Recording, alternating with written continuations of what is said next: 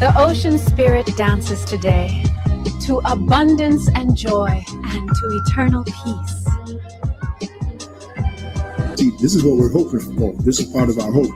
Not only that we are members of the elect with fruits meet for repentance, like John the Baptist said, but from our low estate, because we've been brought low, even though we have this knowledge, we have this truth. Remember what it said in Revelation. I know thy works in tribulation and poverty, but thou art rich. Why are we rich? Because we're rich in faith. We have this knowledge. So our hope is at our last end, we're going to be increased. Okay? And if you ask me, the greatest riches right now is to be delivered by YAHAWASHI, is to get that new body that the Apostle Paul spoke about in 1 Corinthians 15th chapter, to get that, get that new body where we'll never be sick, we'll be immortals, like it said in 1 Corinthians 15, to be delivered from the coming destruction, and to be a part of YAHAWASHI's cabinet in the next kingdom. Okay, those are the real riches right now. That's what we want to get. Because if you get that, you got everything. I mean, you got everything. Okay, so our sights are set a lot higher than this present world. All right, as it is written, the fashion of this world shall pass away. We are individuals of vision, and the scripture said where an individual lacks vision, he perishes. Okay, so we can see the future.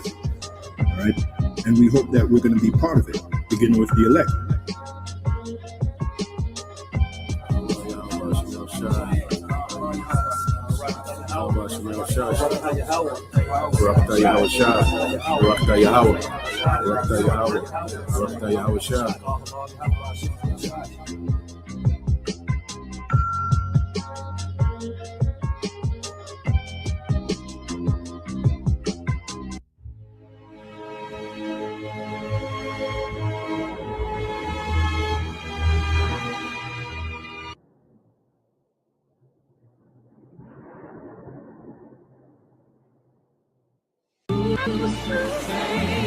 This entire universe belongs to you, my son.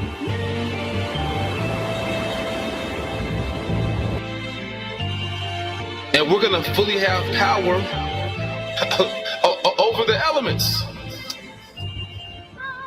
You know, the way we're going to build things, you know, the ingenuity, the creativity. All right? Being able to build with the vibration of sound, you know, being able to move boulders with our mind, you know, the kingdom will be far out, man. Our water systems, our irrigation systems, you know, clean water, clean air, you know, can only imagine it, man. But it's not a fantasy, you know, it's going to be a reality. But such a massive reality that it's going to be surreal. Okay? This kingdom that's coming is going to be surreal, man. Okay? And the Heavenly Father's only doing this for his people, but he's doing it really to magnify his name. You know? And he's going to put his name on us forever. Okay? We're going to be named after YAHAWASHI forever. Okay? But it's going to be a manifest token that we are the people of the Heavenly Father. All right? Streets of gold. You know, the foundation stones of the kingdom. Made of all manner of precious stones. It's all evidence that we are the people of the Heavenly Father. He hasn't done this for anyone else. Okay? And we'll be able to branch out into these different distant galaxies within the universe. Okay? We'll have some insight into the Father's house, which is the universe, which is unlimited. We're gonna have unlimited access to the Heavenly Father's house. All right? And you can't limit the Heavenly Father. You know? You hope for elect out there, you'll have access to the chariots. You'll have access to these different planets within these galaxies, within the universe. Or maybe Yahweh through YAHAWASHI finds you so well pleasing that he decides to give you your own galaxy. Once again, you can't limit YAHAWASHI, YAHAWASHI, man. Okay? Everything within our kingdom is going to raise your vibration, raise your spirit. Okay? That's the kingdom that we're looking forward to, man. Constant building, constant healing, constant praising YAHAWASHI, YAHAWASHI. So with that, I want to give all praises to our power, our Father, Kahalayla, Alahayanawa, Abanawa, Yahawah, Basham Yahushai, Basham Rakakwadash. Double honor unto our apostles and elder bishops, the great millstone, still well, and strong, Yasharala, we almost home. Shalom.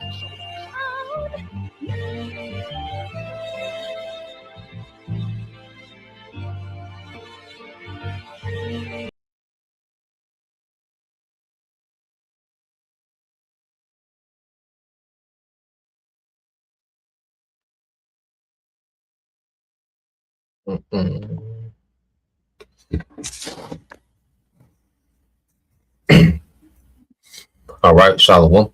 First and foremost, I would like to give all praise and glory unto Yahweh Bahashem, Yahweh Shah Bahashem, Makakodash, and double honors unto the apostles and the elders, GMS, who rule well, teach well, being great examples towards young brothers, and peace and blessings and salutation to the hopeful like out there pushing his word and truth, and in sincerity across the four winds in the name of Yahweh Bahashem, Yahweh Shah Bahashem, Makakodash, pushing to get up out of here. Shalom to the hopeful like the believers and listeners whom have came back to the obedience of the scriptures through faith in YAHAWASHI, YAHAWASHI.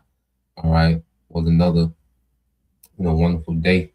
It is to get into the prophecies. All right, morning news and prophecy edition, and we're gonna go into is how war and technocracy will lead to YAHAWASHI.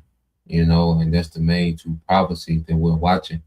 We know the prophecy surrounding the technocracy is going to also bring in civil unrest, famine.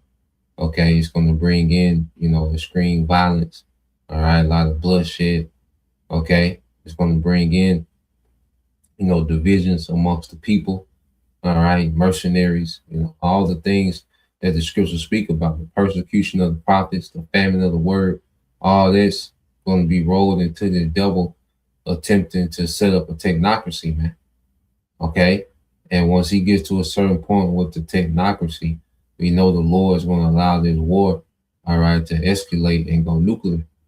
America will be turned to a desert, and it will usher in, all right, YAHAWASHI and the heavenly host to destroy the militaries of the earth. Okay, so everything that we're seeing happening, is leading to the headline of prophecy, which is our great King, all right, our Savior, YAHAWASHI. So we're living in some very crucial times, but some beautiful times as well.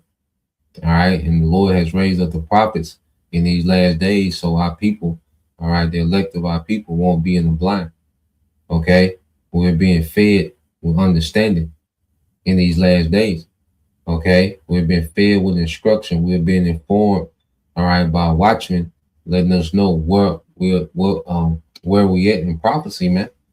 Okay. So let's go to some precepts, and if a brother could post that second Ezra chapter 9 verses 1 through 5, Bible shop. Okay. Well, let's start out here. Let's get this in the book of Jeremiah.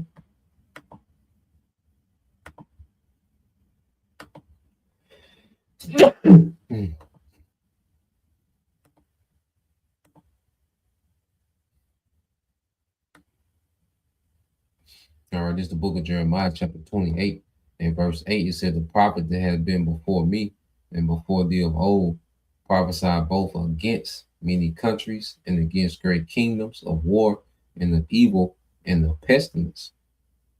Okay, so what we're doing, the Lord has raised the prophets up in this day, and we're doing the same thing. We'll continue on the legacy of our forefathers. Okay, before the Lord, took down Egypt, where he raised up Moses as a prophet. Okay, before he took down Even he took us down, the northern and southern kingdom, where he raised up prophets that gave warning. Before the northern tribes went into captivity, there was prophets that was giving warning. Okay, Jeremiah, he was around during the time of the exile of the southern tribes by the Babylonians. you know, and he was giving warning. And then Daniel, he prophesied about the rise and downfall of many kingdoms, from the Syrian Babylonian Empire to the Romans, all right, the Greeks, the Romans, you see, the Medo-Persians, and even the revival of Rome, okay, in this little horn of America, So Daniel spoke about what empires, the rise and fall of empires, man. Okay, and we know that the American empire is on the way out. Okay, as we look out and see how, Esau Edom is trying to establish a technocracy, but in the midst of it, he's declining in power. Okay, and that's why we're going to see more desperation from Esau.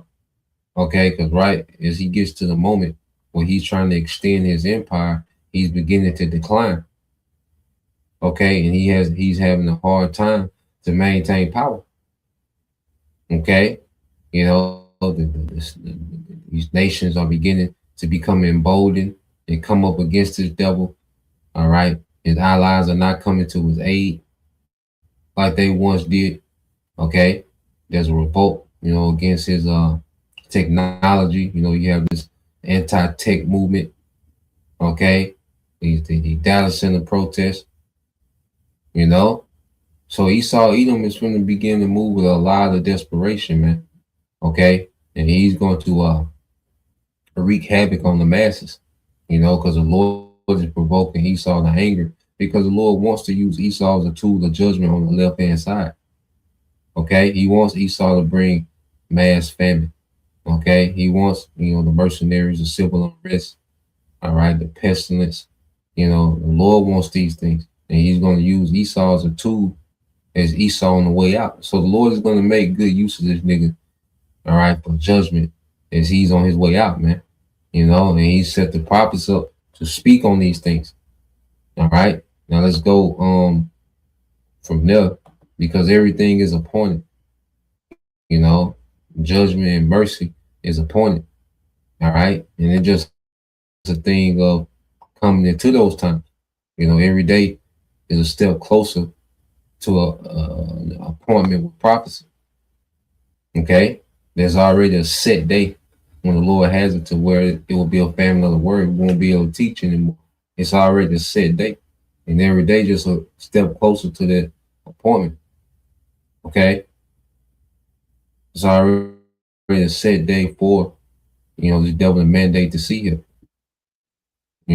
It's an appointed time. It's just a thing about getting to that time. Okay, well, all these things are appointed. And when you read Jeremiah 15:1, then said the Lord unto me, though Moses and Samuel stood before me, yet my mind could not be toward this people. Cast them out of my sight and let them go forth. And this is 2/3 of our people, man. Okay, which refuse. All right, because Moses and Samuel were what? Mediators. Okay, well, who's the mediator now? YAHAWASHI, between us and the Heavenly Father.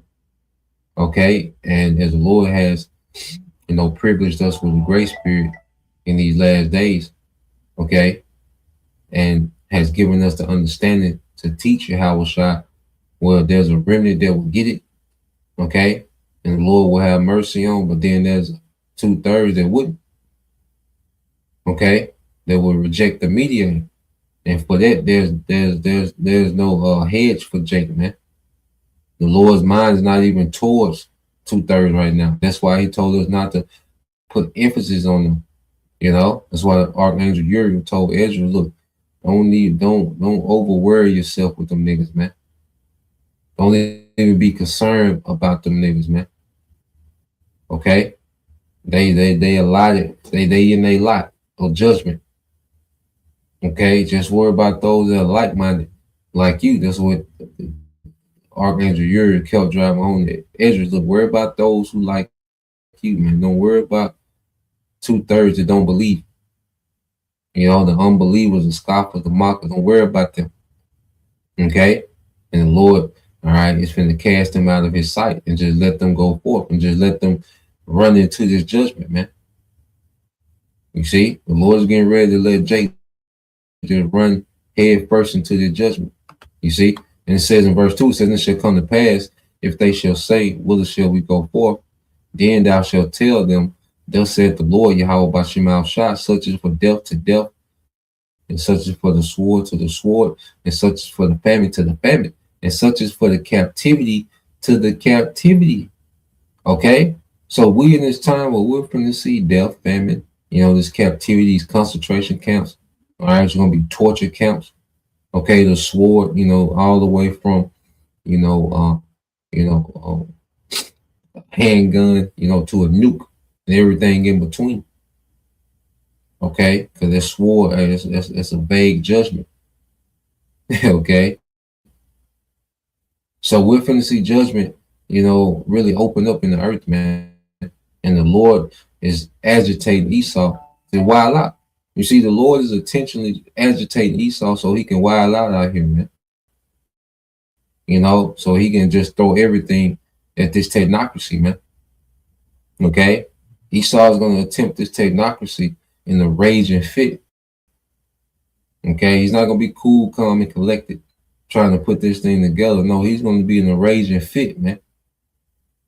Okay? Which is going to cause him, okay, to terrorize the population, especially here in America, man. Okay?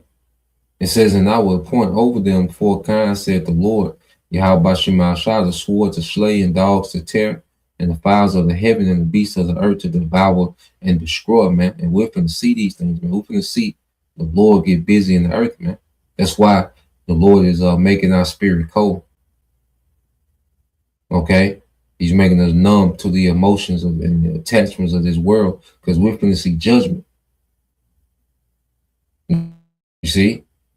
Before YAHAWASHI, man, it's going to be a lot of gruesome judgment before we see them chariots, man.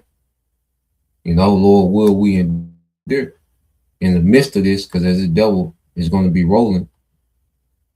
All right, let's go here to Isaiah 59. We can't, you know, sleep on the power, you know, that the Lord has promised his men. You see, because we're going to need it. When you go to Isaiah 59:19, it says, "So shall they fear the name of the Lord from the west, and his glory from the rising of the sun. When the enemy shall come in like a flood, the spirit of the Lord, YAHAWASHI, shall lift up a standard against him." Okay?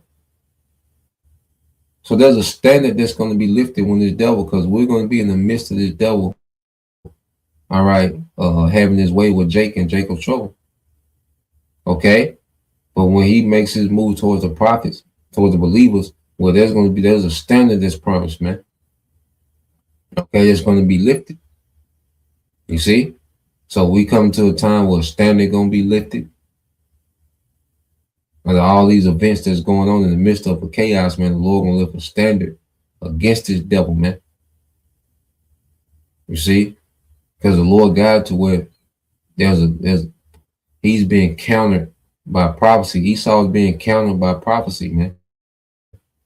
His agenda is starting to meet, okay, prophecy.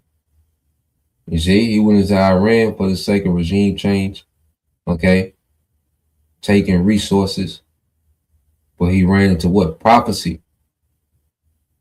Okay? He ran into the scriptures that speak about this alliance, a nation that was going to take Babylon down. Okay? That's why you see, you know, the devil, you know, begin to pivot. You know, he's doing a lot of pump faking. Okay? Because he's having to deal with prophecy head on now. You know? And when he, you know, begins to make his move, okay, during Jacob's trouble, he begins to come in like a flood to the tribes, man. In the midst of that, it's going to be a standard lifted, man. And then shall be known who are my chosen. Okay, so let's 'cause I got a few videos I want to get. Let's let's start getting these precepts, and then pretty short videos I want to get into. Yep. So when you go into the book of Second Ezra, you always get it because this is the times we in. So when you go to the book of Second Ezra, chapter 9, verse 1 says, "He answered me then and said, Measure thou the time diligently in itself, and when thou seest part of the signs past, which I have told thee before, then thou shalt understand. That is the very same time wherein the highest will begin to visit the world which he made." Okay, and this was put up by the brother Yashima tribe of Judah. So we know that we're very well in that time of the Lord's visitation. And it goes back to the point how war and technocracy will lead to YAHAWASHI, because the ultimate visitation is YAHAWASHI. Okay, that's why YAHAWASHI said he's coming with the glory of his Father, the angels, and himself, man. You see, YAHAWASHI is coming with all that power from the spiritual realm to execute judgment in the earth, man. That's the closest the earth is going to get to a direct visitation from the Most High himself, man. It's him sending his son, okay, to visit this place with judgment. You know, and it's going to be at the climax of this war and technocracy, man. You see, 2 Ezra 9:3 said, "Therefore, when there shall be seen earthquakes and uproars of the people in the world, then thou shalt well understand that the Most High spake of these things from the days that were before thee, even from the beginning. For like as all that is made in the world has a beginning and the end is manifest, man." So the end has manifested itself. Everything is here that's needed for the end. Okay, this devil, he's getting to the point to where he can switch over to a digital currency and mandate, all right, the C-HIP, the RFID chip, which is the MOTB. These nations already have their nuclear arsenals locked and ready to go. Okay, the atmosphere of Jacob's trouble. Okay, you know, Jake is already demonized and looked at as less than human. Okay, and this whole thing with deportations and you know, so all in all, and there's more, but everything is here for the end to be manifested. The end has manifested itself, man. Okay, all the pieces in place. This is now the timing of the Lord. You know, right now is just the timing of the Lord. Now, let's go from there. Let's get this video first. All right.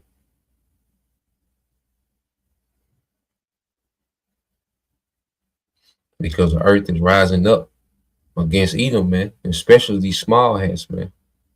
Okay, so let's play this, and if a brother could post that in Isaiah 32:5 in the NLT. So this is over here in Greece, okay, and you have these pro-Palestinian protests, okay, and they're becoming hostile against these small hats, man. Okay, and also the one in Isaiah 13, which speaks about the devil being like a chase rope. We like Isaiah 13 and 11, 12 in there, you know.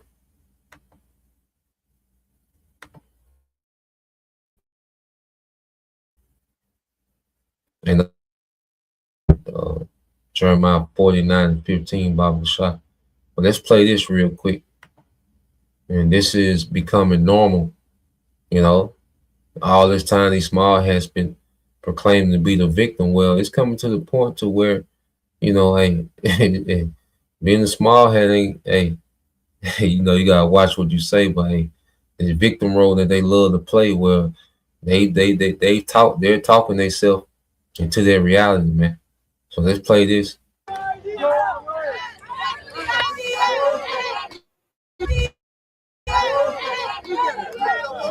Athens erupted into a tense scene on Sunday as hundreds of pro-Palestinian demonstrators confronted Israeli citizens, waving Palestinian flags and chanting for freedom for Palestine during a nationwide day of protests over the Gaza war.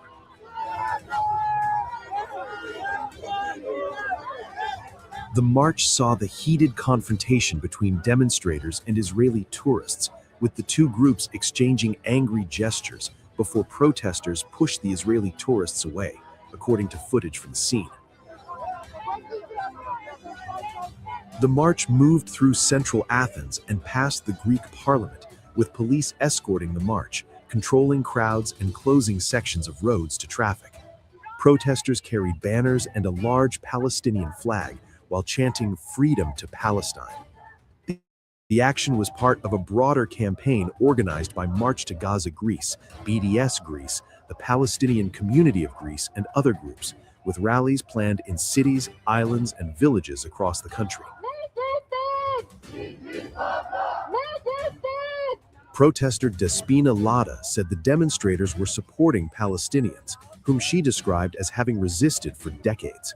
Another protester, Maria Anastasiou, said the Palestinian struggle gave participants courage and called for continued support for the Palestinian people.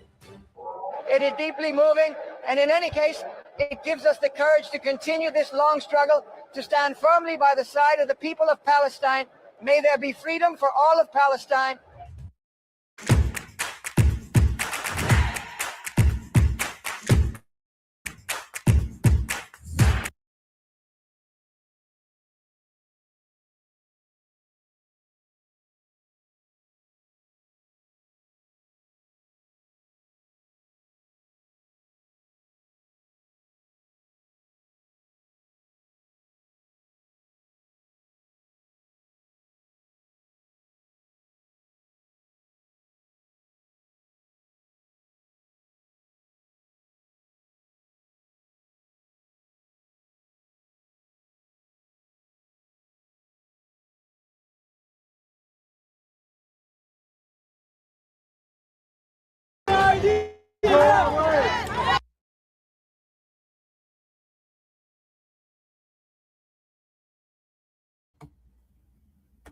And I want to fast forward it to a point where they really start getting at these small hats. But as you can see, there's a uptick in people calling these small hats out, man. And these people, now the earth is looking at the small hats as the problem. Okay, Edomites in general, but then there's a spotlight on Edom, but then there's an emphasis on these small hats, man. I'm gonna fast forward a little bit till they really get into these small hats. Let me see. Impose sanctions and an arms embargo on Israel and end military cooperation with the country. Israel rejects accusations that it is committing genocide, saying its military campaign targets Hamas and allied groups, a claim trashed by independent international bodies. Just one day after Saudi Arabia, Turkey, and nuclear-armed Pakistan created a NATO-style defense alliance, Pakistan's defense minister has publicly identified Israel as a threat to the entire Muslim world and called for a united military front against it. Waja Asif said Muslim countries must set aside their divisions and confront what he described as a common danger. In the context of Israel, all Muslim countries must unite. I have no doubt about this, Asif said during an interview with a Pakistani news outlet. He described Israel as an illegitimate product of the Balfour Declaration, opposed to any country in the region. The Balfour Declaration was issued by Britain in 1917 and expressed support for establishing a national home for the Jewish people in Palestine. Israel was subsequently founded in 1948.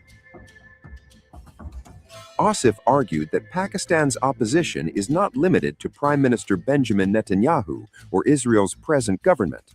He said even if Netanyahu loses Israel's October election, the country's approach towards Palestinians and the wider Muslim world would change only marginally. The Pakistani minister accused Israel of inciting Muslim countries against one another and said the Islamic world must remain united until the Palestinian question is permanently resolved. His remarks carry added strategic weight because they came immediately after the signing of the Mecca Joint Defense Agreement. That pact states that an armed attack against Saudi Arabia, Turkey, or Pakistan will be regarded as an attack against all three. It combines Saudi financial power, Turkey's large and experienced military, and Pakistan's nuclear capability under a single collective defense framework. And see, when you look at that alliance it just made between Turkey, Palestine, and Saudi Arabia, now the small hats have recently threatened all three of those nations, man. You know, and you see the defensemen in Pakistan like, look, we as Muslims need to come together, man. You know, and have a military front against the small hats, man. Okay? So everything that the Bible spoke about, the Iranians, because Iran jumped it off, you know, and they're looking at Iran get out on America, they get off there, and they see that Iran has deterred the small hats. Okay? So now these other Muslim nations like, look, we all need to make a military front against these small hats, man. Okay? Which are always going to play into what? The escalation of war. You see? These nations are becoming emboldened. The Lord is waking up the mighty men. Okay? As the scriptures speak about. Okay? So let's get this real quick. This is the brother you call. All right, this is brother you call Hopeful 144. It says, in that day, ungodly fools will not be heroes. Scoundrels will not be respected. Okay, scoundrels will not be respected, man. Okay, so now the earth is looking at the small hat as the problem. Okay, they're being called out on all different platforms. See, the anti-Semitism rhetoric ain't working anymore. The playing victim ain't working anymore. Okay, the Lord is taking the veil off Esau, and he's taking that you know, that covering off of Cain. You know, Cain was able to just wild out. You know, Cain couldn't be avenged. You see, well, the Lord is starting to take that cover off Esau, man. Okay, so now he can get hit back. You see, so let's play a little more of this. The agreement itself does not identify Israel or any other state as an adversary. Saudi Arabia and Turkey have also not publicly endorsed Asif's call for a military front against Israel. The distinction is crucial. Israel maintains diplomatic relations with Israel despite deep political tensions, while Saudi Arabia has previously considered normalizing relations under the US-backed Abraham Accords. Pakistan does not recognize Israel and has consistently linked any change in that position to the creation of a viable Palestinian state. But the regional landscape has shifted dramatically. Israel's military operations in Gaza, attacks across Lebanon and Syria, and its war with Iran have intensified demands from Muslim states to move beyond statements of condemnation. Asif has previously used even stronger language against Israel, calling it evil, a curse for humanity, and a cancerous state. His latest intervention suggests Pakistan now sees the Mecca Pact as a possible foundation for a broader Muslim security bloc. For Israel, that prospect would present a vastly different strategic equation. The new alliance includes a NATO member, the custodian of Islam's two holiest sites, and the Muslim world's only declared nuclear power. Instead of buying a whole house, you buy shares in an offering that holds a brand new single-family rental home. The Mecca Agreement was presented as a defensive pact without a named enemy. Barely 24 hours later, Pakistan's defense minister has made clear which threat he believes the Muslim world should unite against.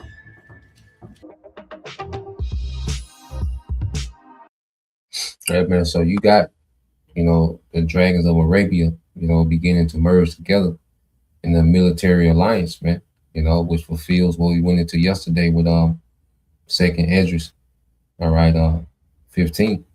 Okay, so you have their prophecy in the making. And then let's go here. So you got nations, getting more involved. All right. Now you got North Korea sending more troops and missiles to Russia to fight Ukraine. So now it's turning into Russia and North Korea versus Ukraine. Okay. Remember, this is how we get to World War status. Nations getting more directly involved, coming from the background and being more hands-on. Okay. Now let's get this precept. Okay. Because as you can see, walking around the street being a small hat, yeah, that ain't gonna be the play. Isaiah 13:14, it says, and it shall be as the chase roe, and as a sheep, it's from the brother Yashma tribe of Judah. It said, and as a sheep that no man taketh up, it says, they shall every man turn to his own people and flee everyone to his own land. Okay? Because everyone is now, because what's happening, we're seeing everybody with their people, for their people. Okay? And everybody, and the problem of the earth is being isolated, which is Esau, Edom. And of Esau, you have Amalek, man. Paul says it's going to be a chase roe and a sheep that no man taketh up, which means it's going to have no protection, man. Okay, we see, all right, that they don't have any defense, okay, against the missile arsenals of these nations. Okay, and pretty soon, all right, being an Edomite, okay, it's going to be on site. It's getting to the point, the world's getting to the point where, hey, you being an Edomite, it's going to be on site, man. Okay. All this doing this wickedness and walking around the earth chilling like you innocent. Nah, man, them days gonna be over with, man. Okay, because it's being made known that you are the source of every problem on the planet Earth, man. Okay, you ain't gonna be able to just plead the filth. You see, you ain't gonna be able to filter your way out this one, man. Okay, so let's play this. All right, just show you how more nations, okay, are getting involved, and we just put Joel 3 and 3:9. Yeah. Joel chapter 3, verses 9 through 11. All right. But first, Russia's war machine could be getting a major reinforcement, and it may be coming from North Korea. Ukrainian President Volodymyr Zelensky says Moscow could be preparing to bring in as many as 50,000 North Korean troops in an effort to fuel the conflict, which is already in its fifth year. According to reports, since 2024, Pyongyang has provided anywhere between 11,000 and 14,000 troops to assist Moscow. The latest Ukrainian allegations of increased North Korean support comes as the war continues in full swing. A Russian drone footage released earlier today purportedly shows an attack on Ukraine's Bogrovatoye gas field. Russia's defense ministry, meanwhile, says its forces took control of two more settlements in the Donetsk region on August 9th. The ministry also said Russian forces struck Ukrainian ports and vessels, including targets at the Odessa port. The Ukraine has also continued to strike inside Russia. At least 12 people were reported killed in a Ukrainian drone attack in Russia's Tatarstan region. That was on Monday. That region is home to a major oil refinery. Now, as attacks and counterattacks continue, Ukraine is pointing to the growing role of North Korean weapons. An official at Ukraine's military intelligence reportedly claimed that a North Korean missile unit has begun deploying to Western Russia. According to the official, this unit could be equipped with at least 120 ballistic missiles and 6 launchers. Ukrainian President Volodymyr Zelensky says Kyiv has also found debris of North Korean missiles on Ukrainian territory. Zelensky claims Pyongyang's weapons have contributed to Ukrainian casualties earlier as well. Today, in various cities and regions across the country, cleanup efforts continued all day following the Russian attack. In Lviv, people were clearing debris and searching for survivors. In the Dnipropetrovsk region, in Radushna near Kryvyi Rih, a ballistic missile struck a house, an ordinary home belonging to an ordinary family. The children were killed, as were their parents. It's an alliance between Moscow's scum and the insane regime in North Korea, all for the sake of missiles, for the sake of the North Korean contingent here in Europe, on our borders, and for the sake of killing our Ukrainian children. Korea is not a new development. In 2024, Russian President Vladimir Putin and North Korean leader Kim Jong-un signed a comprehensive strategic partnership treaty. This was when Putin visited Pyongyang. That pact includes a mutual assistance provision if either country faces external aggression. North Korea's subsequent troop deployment to support Russia was presented as part of that partnership.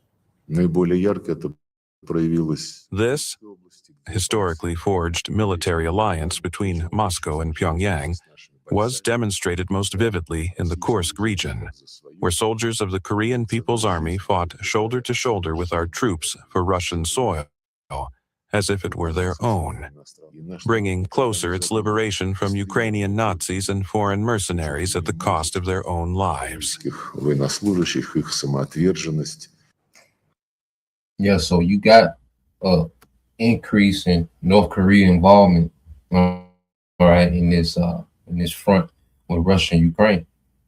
Okay, and what happens? You have mission creep.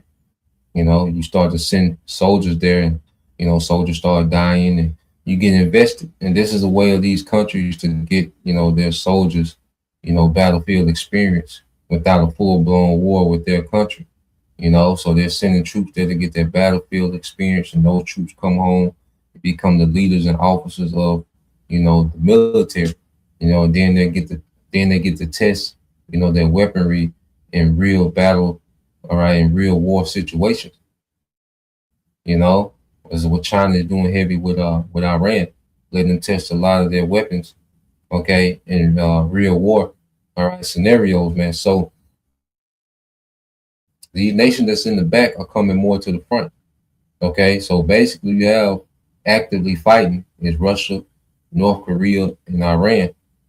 Okay, fighting against what? This alliance of the West. The small hats, Ukraine and America. You see? So we're just going to continue to watch, and then you have Yemen. Okay, that's on the side of what Iran. So when you look at it, you have 4 nations fighting under the same banner. When you go into Yemen, Iran, all right, North Korea and Russia, those 4 nations, and then you have the Saudis, okay, which eventually they're going to flip, okay, but you have the Saudis, the America, the small hats, in Ukraine. So right now we're looking at a 4-on-4, okay, as this war is beginning to expand. So let's go from there.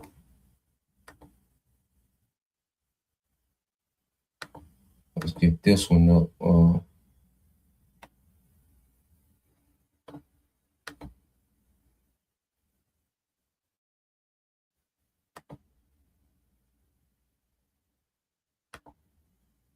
Let's get some of these presets.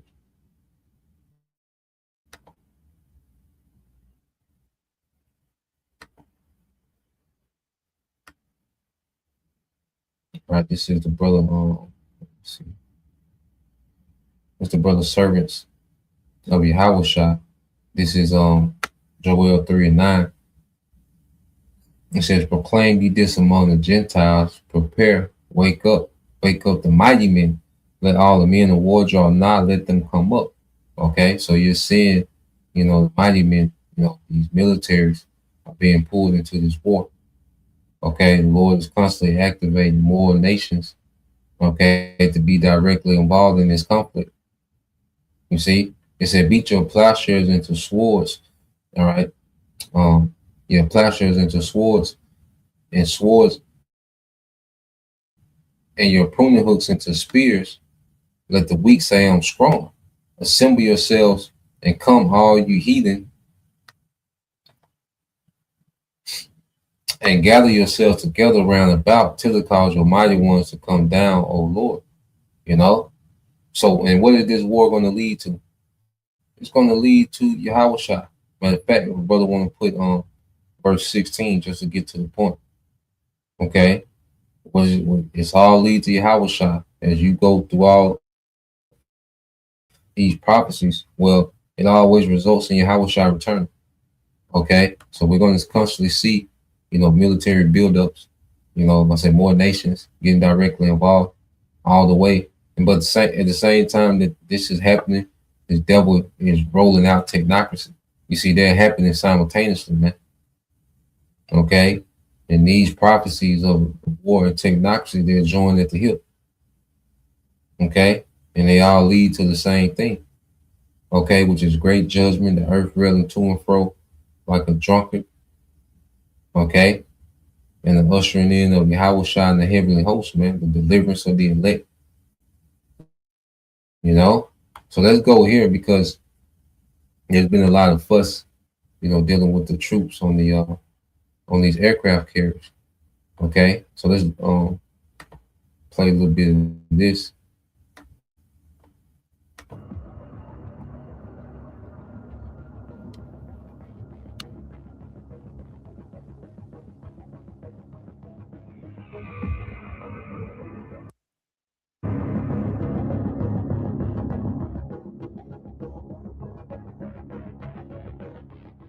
A U.S. aircraft carrier has now spent 9 months at sea, and military families are raising serious concerns about what sailors are facing on board. Food shortages, moldy showers, broken toilets, and reportedly falling morale. The carrier at the center of the controversy is the USS Abraham Lincoln, currently operating in the Middle East as the war with Iran continues. Around 5,000 sailors and Marines have been serving aboard the carrier for roughly 9 months, and one number stands out. The Lincoln has reportedly spent 208 consecutive days at sea, more than any other U.S. aircraft carrier in the modern era. According to military family members who spoke to MS Now, the crew is exhausted from the long deployment and demanding operational tempo. Families reportedly described long lines for meals, shortages of basic supplies such as soap and toothpaste, broken toilets, mold in showers and laundry facilities that are not working properly. There are also claims of food shortages and a backlog of mail and supplies. The concerns became serious enough that military families confronted Navy leadership this week. According to recordings cited by MS Now, Navy officials acknowledged problems with toilets and said they were working to address shower concerns. They also acknowledged a backlog of food and mail, reportedly because moving supplies from Bahrain to the ship has become more difficult during the war. And this is not the first time food quality aboard the Lincoln has come under scrutiny. Earlier this year, photos reportedly showed sailors being served small portions and unappealing food. That led some members of Congress to call for investigations. The Navy, however, denied that the ships were facing food shortages, saying the USS Abraham Lincoln and USS Tripoli had sufficient food and healthy options for their crews. Now, families are raising another concern: whether prolonged fatigue and poor living conditions could eventually affect safety and performance on board. One family member even claimed that holes had been spotted on the carrier's flight deck, but the Navy's Fifth Fleet spokesperson denied that allegation and said the Lincoln remains fully capable of meeting all mission requirements. The situation also comes after another carrier, the USS Gerald Ford, faced its own quality of life problems during an extended deployment that required repairs in port. For the USS Abraham Lincoln, the key issue now is endurance. The carrier remains in the Middle East, while its sailors continue operating through an unusually long deployment. And as families demand answers, the Navy is insisting that the ship remains operationally capable. But the question being raised is clear: how long can a crew maintain peak performance when the mission keeps going, while basic conditions on board remain a growing concern? So what you have, all right, and it just speaks also to, the American military, how soft they are, because they're used, because when you in the Navy for the longest time, America, the Navy was just used to escort, all right, the merchandise of the elites, When you really look at American military, it's nothing but a military for the elites and these oil companies. Okay, so all they did was run routes to protect trade. Okay, they was on there chilling, eating the best food. Okay, stopping at different places, hanging out. Because I talked to a guy that was in the Marines, and he's worked with me. And yeah, he said he went to Iraq. He said when they got done with Iraq, they put him on cruise ships. Gave him some money, so they went and stopped in different islands, different places, hung out. So it was like a cruise ship. These aircraft carriers and these different Navy vessels. He said it was like a cruise ship. An armed cruise ship. Okay, but now that they're in a real war, okay, because they're complaining about the conditions. Well, what about, all right, these people, all right, they have to fight in tunnels, they have to live in tunnels. Okay, they don't see the sun for months. Okay, because they're in those tunnels, you see, and they only can pop out for moments at a time and fight and jump back in those tunnels, man. Okay, so it's a different breed of men in the East, man. Americans are so goddamn pampered, okay, and they're used to peacetime. Because even when, America does these regime changes and they, go to these certain wars, mainly airstrikes. Okay, everybody else be chilling and the Air Force go on airstrikes, bombing campaigns, and come back. But see, now it's different. Now they're being faced with the threat of these aircraft carriers could be sunk. Okay, these Air Force pilots. Okay, these fighter jet pilots that go on these bombing campaigns, they cannot come back. It's different now. Okay, and see a lot of places where they dock and restock for supplies. It shows you that Iran has destroyed. They're not going to tell you that Iran has destroyed these warehouses with food. Okay, and these ports where they usually dock and restock, they've been destroyed. Okay, so Iran is just strategically, breaking down the American military, man. So Iran has done heavy damage to the logistics of America to be able to feed its military, man. Because there's a few reports about how Iran was striking these food depots for American military in their region, man. So yeah, Iran is causing havoc, man, for the U.S., man. Okay, so let's see. Yep, let's read this. And I got one more video. This is the book of Joel, chapter 3, verse 16. The brother servants of YAHAWASHI. It said the Lord also shall roar out of Zion. So this fighting that we're seeing is going to lead to this. Okay, this war is going to lead to YAHAWASHI. Can't stress it enough. So we go into the details and see. I go into the details because it's a faith booster for me to see the Lord at work.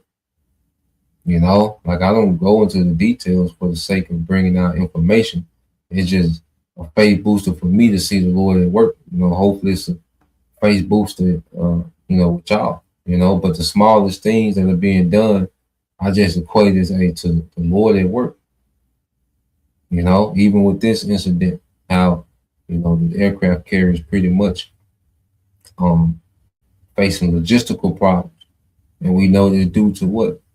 Iran strategic warfare. Well, who got Iran souped up? It's the Most High. This is prophecy speak.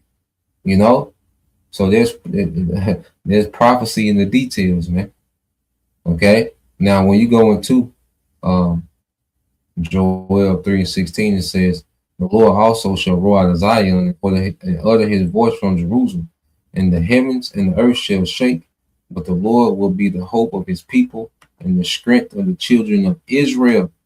Okay, so in the midst of all this war, eventually YAHAWASHI is going to intervene. And he says he's going to be the strength of his people, Israel. Why? Because that's who's going to fight for us. That's why we don't need a military. You see, Our power is on the way. YAHAWASHI in the heavenly host. Okay? So we don't have to take up arms and be militant, okay, and join this carnal fight. No. We have a power that's going to come and intervene, okay, and conquer all the militaries of the earth, man. Destroy all the militaries of the earth and conquer all the people. Okay? And he's going to be the strength of the children of Israel, man. Our power is going to be seen at the climax of this thing, man.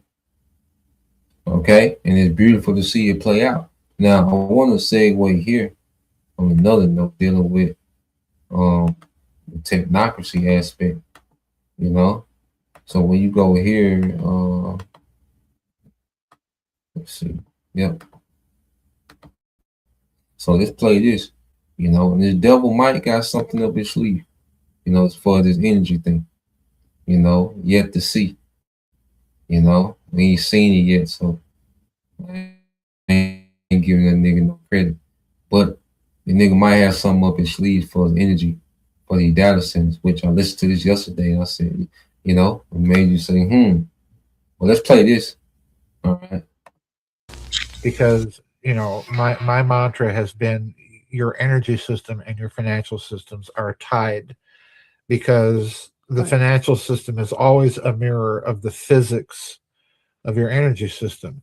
If you're dealing with a closed system of energy, in other words, you're dealing with non-renewable energy resources, that's the kind of financial system you'll have. And you can play havoc and make a lot of money, as we've seen under the central bank model. The problem is if you go to a system of energy that is more or less open, and here's the key part of it: easy, more or less easy to engineer. Your financial system will follow suit, and you're dealing with a system that potentially bankers cannot control. They cannot manipulate it. Right. This is the problem they've always had. So what has been the delay in bringing out this type of energy, be it fusion energy or 0 point energy or what have you? What has been the problem? Well, in Babylon's Banksters, in that book, I argued, and so he wrote a book called Babylon Banksters.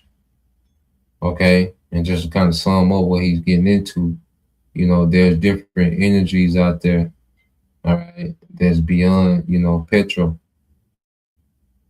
Okay, but he's going into these devils having unleashed it because they want to get control. They want to be able to track and control everyone, you know, so people won't have access to, you know, this type of energy, because then they're not able to manipulate. See, they can manipulate, okay, this petrol energy, the oil. You know, they can cause a crisis. You know, they can, you know, start wars. They can, you know, they can manipulate the market, the economy, you know, because they control all the infrastructure for the oil, for the energy. Okay. But it's another energy that Nikola Tesla came up with. We're going to get into him a little bit. But it's another energy that Nikola Tesla came up with, all right, that was wireless. And it would have been easy for the common, all right, the common person, okay, to engineer that energy for themselves. Okay. So these devils, they haven't unleashed that energy because they want to lock in. His theory, he speculates that they don't want to release that energy because they want to lock in this control grid first. So this energy won't go haywire. They can still be the monopoly of even the wireless energy. Okay. So let's play a little more of this. He's going to explain some more. And I still believe this, that we had that kind of system of energy with Tesla's wireless power system. Right. And the story is always told that J.P. Morgan put the end to that system because he complained he couldn't meter it and thus make any money from it. Well, that's a bunch of poppycock, because J.P. Morgan stood to make a fortune from the licensing fees and royalties that he would have had sponsoring Tesla as his financial backer. So why did he pull the plug? He pulled the plug, in my opinion, because they realized, once they understood how simple Tesla's system really was, that anybody with a junior high or high school degree and education in physics, anybody could engineer a similar system. Right, and get out of control. And the other problem was that Tesla slowly began to disclose that his system could be a very powerful weapon. Mm-hmm. So if you have the ability to engineer a simple system and turn it into a very powerful weapon, you've got a proliferation problem. So they could not bring this system out until they had a surveillance grid adequate to the task of tracking everybody and making sure that they're not buying supplies to build a system like that. Right. Or, you know, think of the Iran cannot get a nuclear weapon problem, and multiply that by every garage in America with a kid in junior high or high school that is taking a degree in electronics or what have you and wants to play around with those types of systems. That's a proliferation nightmare. This is why they stopped it. And we see the oil price dropping dramatically despite that. Now there rumors are there huge shorts in the market, but something doesn't make sense. In other words, if you look at the conduct of this war, somebody feels like they don't need oil. And let's add to that something else that is happening in this country, in the United States particularly, with all of these artificial intelligence data centers that they're trying to build out. More and more now, the opposition to artificial intelligence centers is happening at a local level when people find out the energy costs. Right. So what's happening where I'm at is that many of these companies that want to build data centers around my region are telling the state, we'll build our own power supply and we will not be on your power grid at all. And therefore, your energy prices for the average consumer will stay the same. Now, I strongly suspect that that's poppycock, because they are going to have to do something with that excess power. So why not plug it into the grid? Right. And sell it? Right. The key thing here is, as you know, these data centers, as you've put it several times, use more energy than a Panzer division. And if that's the case, and they're going to build out their own power supply, that tells me they've got some sort of trick up their sleeve for that power. Right. Whether it's a local tiny thorium reactor or fusion power or something even more exotic, I don't know. But I think you're absolutely correct. The AI data centers are the key here to telling us that they keep telling us the current power grid is inadequate to power these things. Well, then why are we building them? Well, they're building them, and they've let the cat out of the bag now. We've got our own power sources, and we're going to use them to build these data centers to keep surveillance and tabs on everybody else. That's exactly what's going on. They've got something up their sleeve. Could be, could be these devils, because they're going to have something, to power all these data centers. Now, when you go into what he spoke about with Nikola Tesla, it's an interesting story, dealing with Nikola Tesla. Okay. So when you go to, just real quick, I said, what was Tesla wireless energy?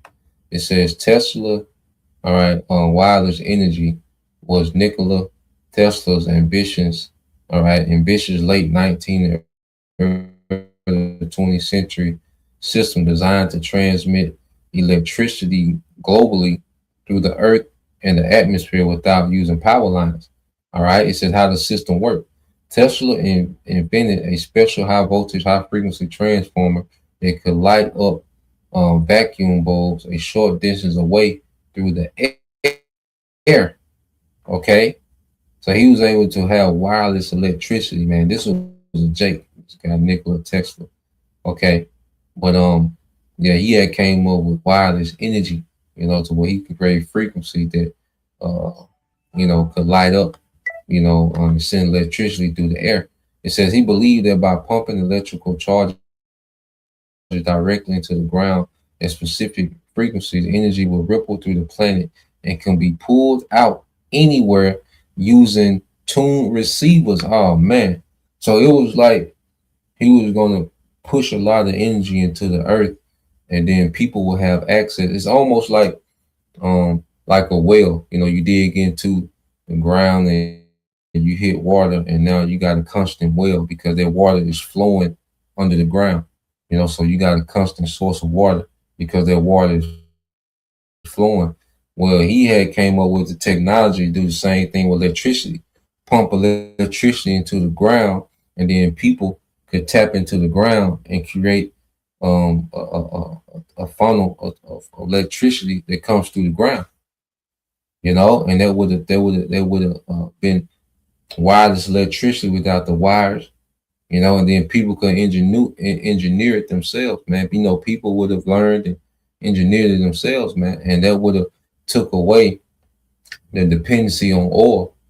Okay, but Esau, because he had the monopoly on the oil, he wanted to keep people on oil. He wanted to keep the world on oil. Okay, the petro energy, man. Okay, it says Earth resonance. It says he believed that by pumping electrical charge into the ground, a specific, it says, so now we know that, let's go here, because, okay, what happened to Nikola Tesla? All right, because we have to remember, guess who went and gathered all Nikola Tesla's research, when he died. Okay, so when you go here, it says this AI overview. It says Donald Trump's late uncle, MIT electrical engineer John G. Trump, did not have a personal relationship with Nikola Tesla. Instead, he was called by the U.S. government to evaluate Tesla's scientific papers and belongings immediately after the inventor died in 1943. Nikola Tesla died alone in the New York City hotel room on January 6, 1943, at age 86. They got him out of it. It says seizures of paper. It says, fearing that Tesla's rumored high voltage death ray particle beam weapon might fall into enemy hands during World War II, the Office of Alien Property Custodian and the FBI seized his belongings. Calling John Trump, it says officials needed an expert in high voltage. Officials needed an expert in high voltage and direct current electrical equipment to vet the materials. They selected John G. Trump, who was then a researcher and professor, man. So you had Donald Trump uncle, was the one to retrieve Tesla's research papers. Okay, showing you how Trump is juiced in. All right, and then you have Elon Musk, which he calls his company Tesla, which his grandfather on his mother's side, was one of the founders of the Technocracy movement in the 1930s. Okay, which was in Canada and America. All right, so you have, these people now, the nephews and grandchildren, okay, of these particular men that was in these circles now, all right, at the forefront of leadership, okay, in the nation, man. You see? So these devils, the scriptures say, man, that the devil, was going to, if possible, he would deceive the very elect, man. So, we'll see if this devil got some up his sleeve to power the data centers, man. But it all worked for our favor. Everything worked for our favor, man, because we know the closer he get to flipping that switch to this new system, the closer we get to getting out of him, man. Okay? because both prophecies lead to Yahawashi. Okay, so let's see.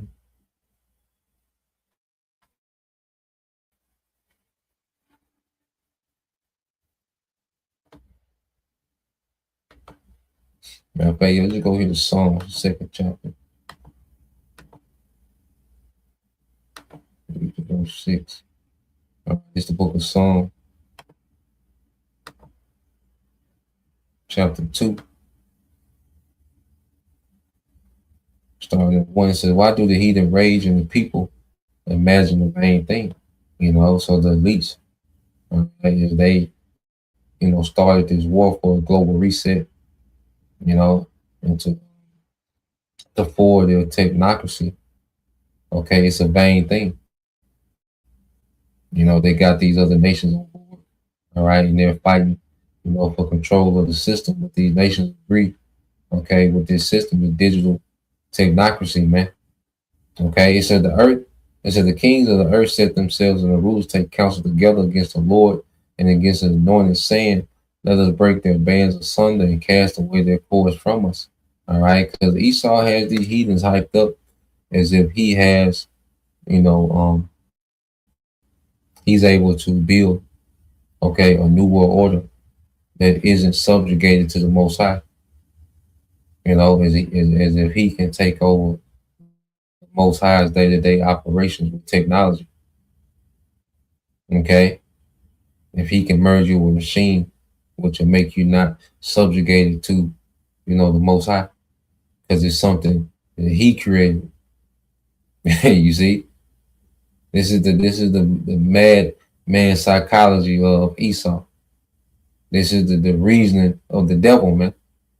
You know, and these nations, all right, have joined in. You know, they embarked on this. You see, this rebellion with Esau. Okay, now they're beginning, you know, to fight and scuffle over the control and, you know, who's going to have, you know, certain leverage and authority within it. All right, but all of them have agreed to it. Okay, it says, he that sitteth in the heavens shall laugh, the Lord shall have them in derision. Yeah, see, this is, I say, comical to our power. You know, because they're dead serious about this. Like, they're dead serious, like, nigga, this technology, technocracy, we're going to be able to read everybody's thoughts. We're going to be like the Most High. We're going to be able to see.